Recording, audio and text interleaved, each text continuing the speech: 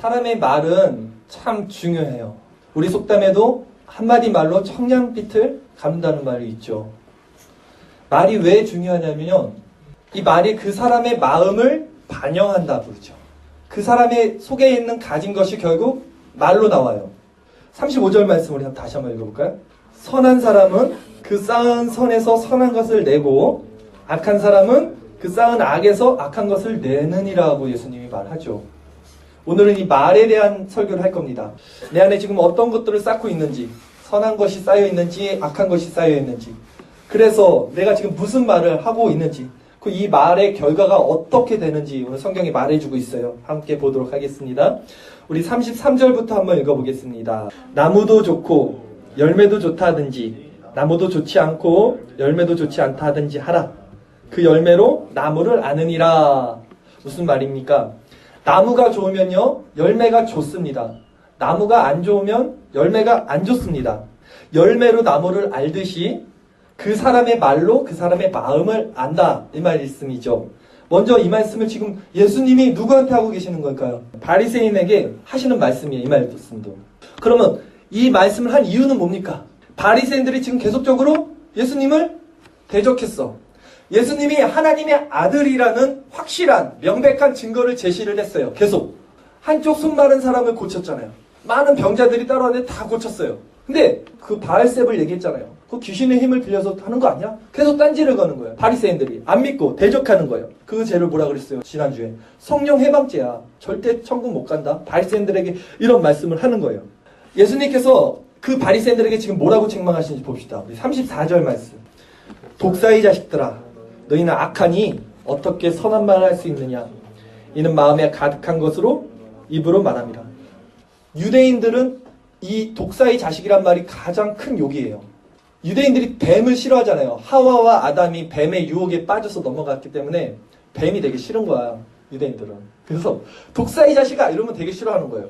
사실 성경에 보면요, 예수님이 누구를 이렇게 막 강하게 비판하는 적이 없어요. 성경을 아무리 봐도 사랑의 예수님 아니야. 다 긍휼히 여기고 다 받아줘.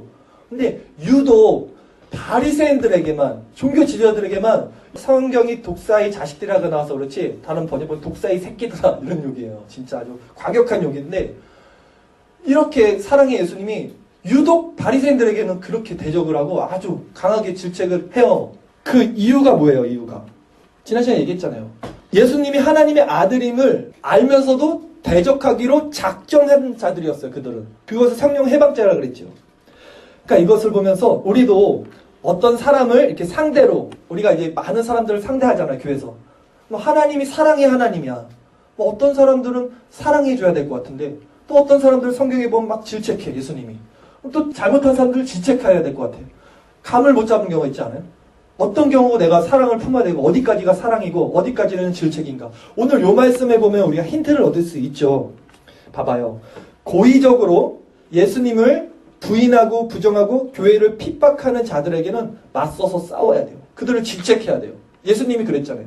바리새인들은 교회를 핍박하는 자들, 그런 자들에게 우리도 대적해서 싸워야 돼요.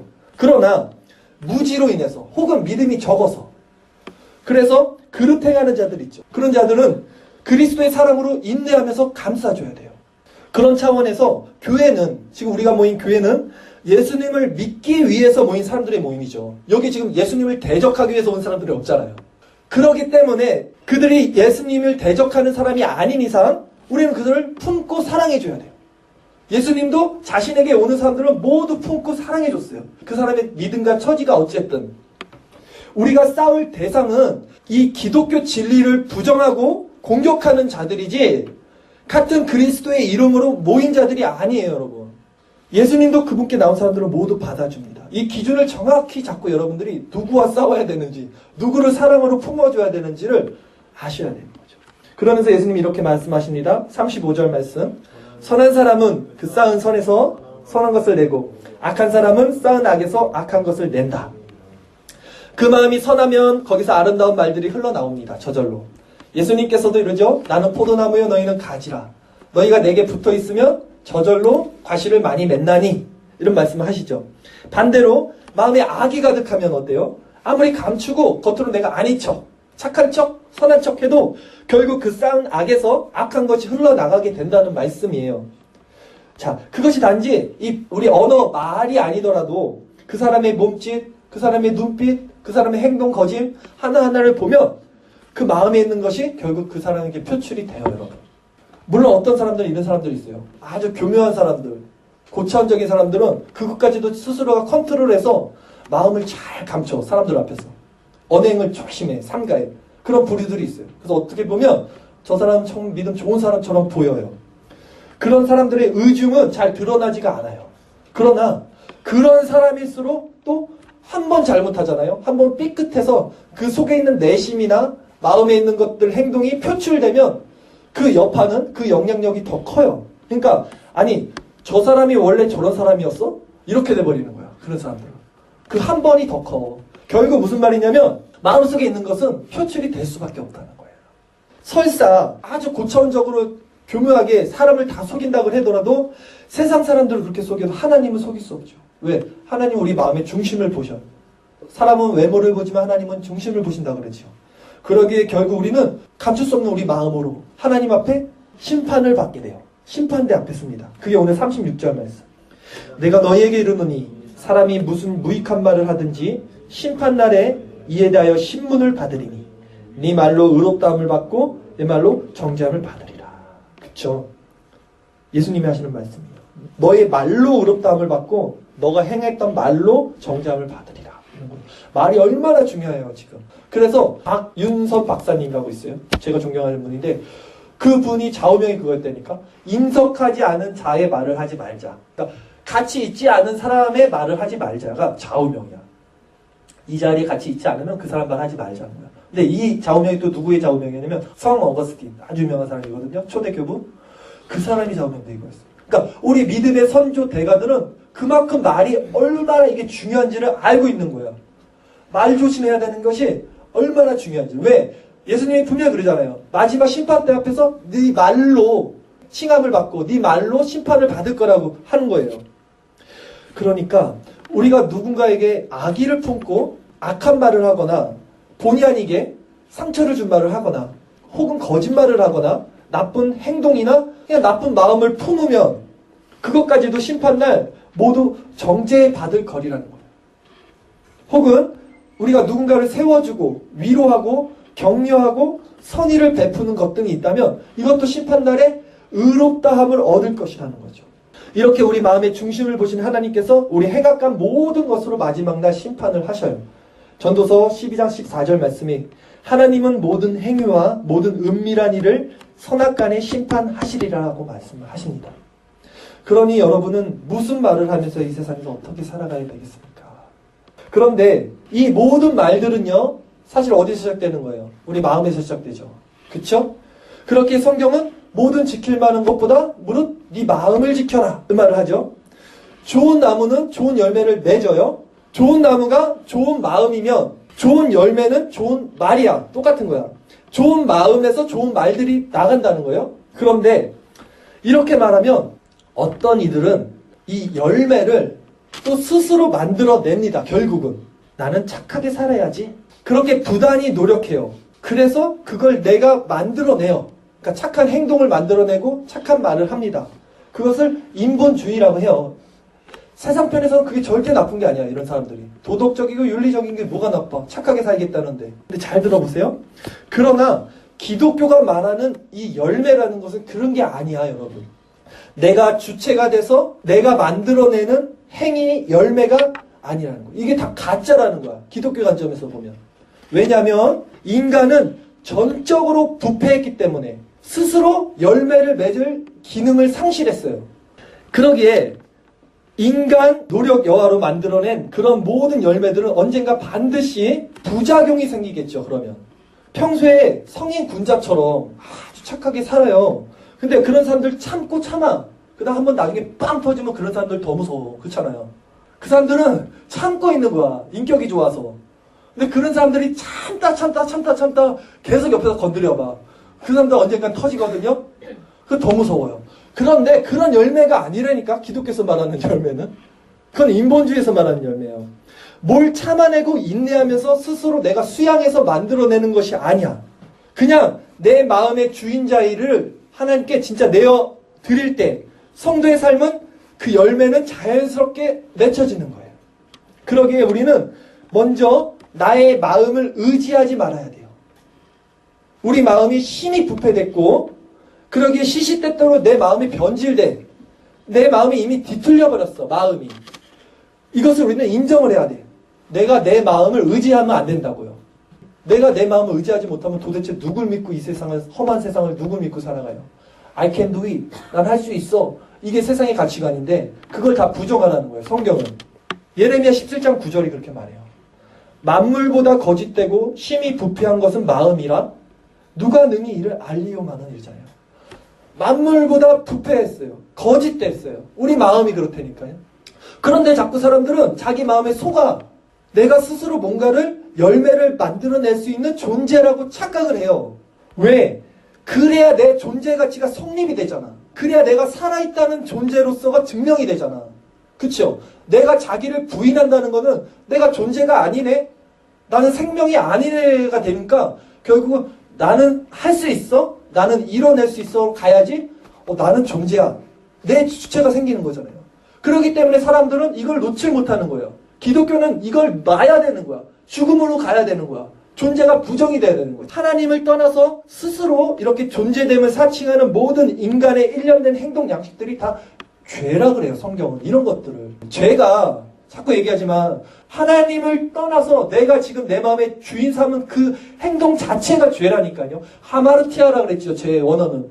화살을 쐈는데 관역에 가야 되는 화살이 자꾸 빗나가는 거를 죄라 그런다니까요. 그 관역 하나님께로만 가야 되는데 하나님이 그렇게 하나님 절대 의존적 존재로 인간을 창조했잖아요. 아담과 하와를. 근데 내가 나의 주인이 되는 그것을 죄라 그런다니까요. 그러니까 우리는 죄 가운데 태어나서 죄 가운데 살아갈 수밖에 없는 타성적인 존재가 된 거예요. 그렇잖아요. 누가 자기 자신을 의지하지 않고 살아가는 사람이 누가 있어요? 그게 내 생명인데, 그게 내 가치관인데 그걸 끊어내라 그러는 거예요. 성경은 하나님을 떠나서 100년 미만 우리가 살아가는데 이것을 생명이라고 그러지 않아요. 우리는 지금 내가 살았어. 나 20살 살았어. 나 25살 살았어. 나 30살 살았어. 이러고 있는데 이거 숨쉬고 기식하고 있는 이걸 가지고 너 살았네? 너 생명이래라고 말 안 해요. 성경은 절대. 죽었다 그래요. 죽어서 태어나는 거야. 성경이 말하는 생명은 그 예수와 연합됐을 때 그 존재를 생명이라 그러지 우리가 알고 있는 이걸 생명이라 그러지 않아요. 우리는 지금 죽은 존재예요. 그 예수와 연합되지 못하면. 근데 이걸 살았다고 생각하고 그래서 내가 나의 주인을 삼고 어떻게든 발버둥 치면서 이 100년 미만의 삶을 살아가는 거예요. 아웅다웅. 그래서 예수님께서 이렇게 말씀을 하십니다. 생명은 무엇이냐? 요한복음 15장 4절에 예수님이 이렇게 말씀하세요. 내 안에 거하라. 나도 너희 안에 거할게. 가지가 포도나무에 붙어있지 아니하면 스스로 열매를 맺을 수 없듯이 너희도 내 안에 거하지 아니하면 열매를 맺을 수 없다. 나는 포도나무요 너희는 가지라. 그가 내 안에 내가 그 안에 거하면 사람이 열매를 많이 맺나니 나를 떠나서는 너희가 생명이 아니야. 나를 떠나서는 너희는 아무것도 할 수 없는 nothing. 아무것도 아닌 존재다. 라고 말을 한다고요. 이것이 예수님께 접붙임당하는 유니온 크라이스트, 예수 그리스도의 연합. 다른 말로 중생, 거듭남이라고. 너무나 중요해요, 이거. 중생하지 않으면, 거듭나지 않으면 하나님 나라를 볼 수 없다 그랬어요. 니고데모에게 그러죠. 근데 중생 받지 못하고 교회 다니고 믿음을 갖고 있다는 성도라고 하는 사람들 너무나 많고 그런 목회자들도 너무나 많이 봐요, 저는. 세상에도 이러죠. 좋은 사람 만나서 우리가 같이 있으면 힐링을 얻어. 저도 어떤 좋은 사람을 만나서 같이 이렇게 차 한잔 마시고 얘기하고 있으면 마음이 좋아지더라고요. 힐링이 되더라고요. 하물며 사람한테도 이런 걸 받는데 우리가 그쵸? 좋은 영향력을 받는데 그 하나님, 그 예수님이 함께 우리와 붙어 있으면 얼마나 완전한 힐링과 감격으로 살아갈 수 있겠냐는 말이에요. 그분과 연합되면 그게 좋은 나무가 좋은 열매를 맺는다는 요 말이에요. 오늘 성경에. 그러기 위해서 우리는 먼저 내가 착하게 살아야지, 내가 노력해야지, 요 생각부터 우선은 접어야 돼요. 잘 들어보세요. 그게 아니라 내 마음의 주인을 바꾸는 작업을 해야 돼요. 내가 착하게 살아야지가 아니라 내가 주체가 돼서 내 마음의 주인을 바꾸는 결단을 해야 돼요. 결코 쉽지 않아요, 이거. 지식적으로 이렇게 생각할 수는 있어요. 근데 그게 아니라 진짜 바꾼다는 거예요. 진짜 복종하는 거야. 그분께 나의 생명을 죽이는 거야. 그거 어떻게 쉽겠냐고요. 할 수 있겠어요, 여러분? 그 작업이 필요한 거예요, 우리에게는. 그래서 그거는 내 힘으로 되는 게 아니죠, 사실. 내가 원한다고 할 수 있는 게 아니잖아요. 내가 하나님께 복종하겠습니다. 내 말을 했어. 근데 뭐 복종이 돼요? 내 안에 죄가 있는데? 복종 안 되잖아. 내 죄가 자꾸 나를 다른 쪽으로 끌고 가는데, 항상. 그래서 성경도 이렇게 말하잖아. 로마서 11장 23절에 이는 그들을 접붙이실 능력이, 접붙인다고 그러죠. 포도나무가 접붙이실 능력이 내게 있는 게 아니라 하나님께 있습니다.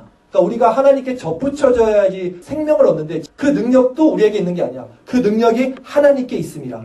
그러니까 우리는 어떻게 해요? 하나님께 의지할 수밖에 없어요.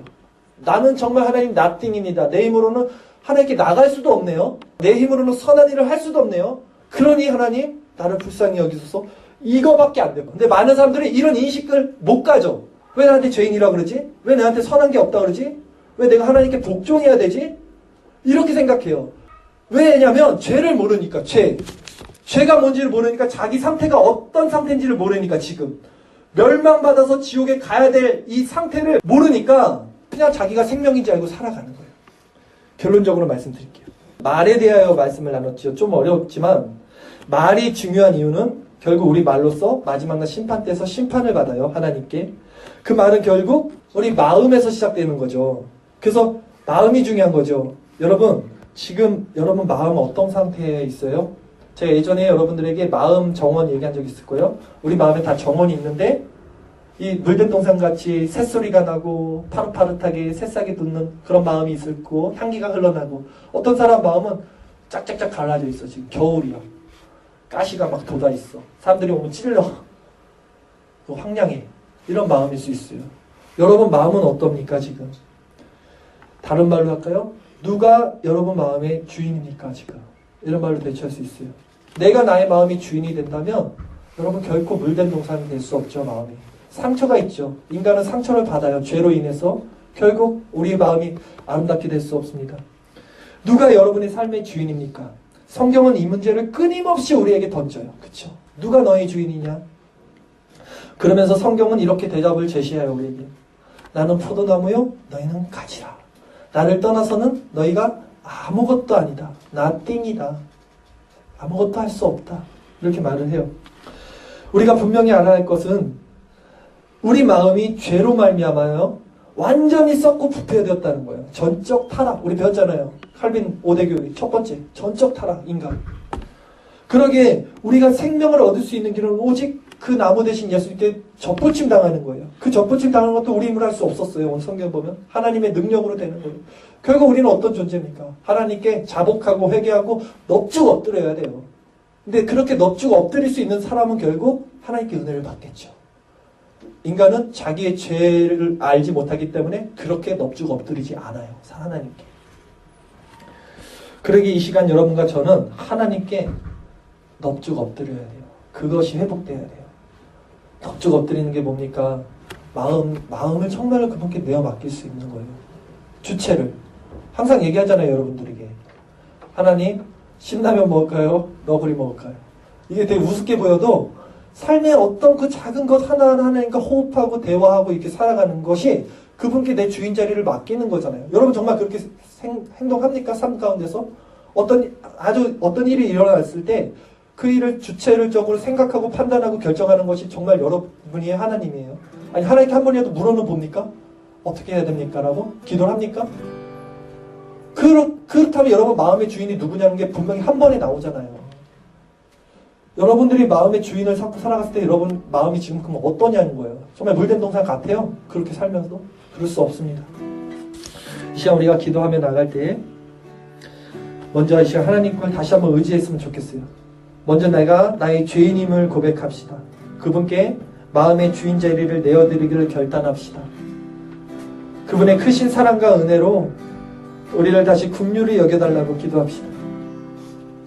그래서 우리 입에서 좋은 말들이 내 힘으로 나가는 것이 아니라 그분과 연합하여 나갈 때 그 아름다운 열매대로 마지막 심판날에도 의롭다 칭을 받을 수 있는 저와 여러분들을 소망합니다.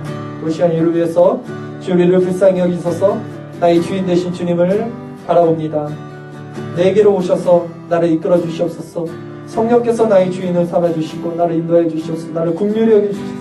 바리새 자신을 불쌍히 여겨 주시옵소서. 우리 주님의 이름을 부르면서 하나님께 간절히 기도하겠습니다.